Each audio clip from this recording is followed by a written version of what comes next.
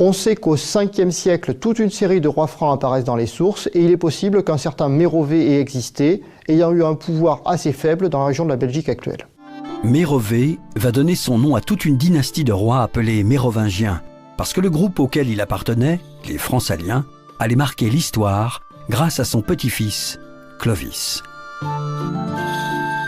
Le fils de Mérové s'appelait Childéric. Il était roi des Francs-Saliens de Tournai. Il portait au doigt, jusque dans son tombeau, un anneau marqué d'un sceau, Childérici Regis. L'anneau d'or était le signe distinctif de l'ordre équestre pour les Romains. Cet ordre fournissait à l'Empire ses officiers supérieurs.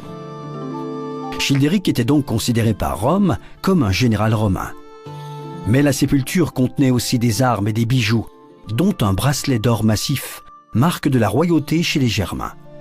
Cet homme, de 1,80 m, était représenté sur son anneau avec les cheveux longs. Les cheveux longs tressés étaient le symbole de force pour les Francs. C'était l'assurance de la transmission de père en fils du Mund, la puissance magique du chef qui lui permettait de mener ses hommes à la victoire. Le Mund est un devoir de protection du roi sur son peuple, mais également de l'homme sur la femme. Le Mund, dans un contexte conjugal, peut être transmis, mais peut être également vendu. Childéric veut dire « île de Ric » en vieux francique, puissant à la guerre. Ainsi, Childéric eut des funérailles mi-romaines, mi-barbares. Auprès de Childéric, on inhuma sa femme. Ils eurent ensemble un fils qui succéda à Childéric dès l'âge de 15 ans. Selon la loi des Francs-Saliens, la loi salique, le jeune franc était majeur à 12 ans et à 15 ans il pouvait porter les armes et donc détenir le Mund.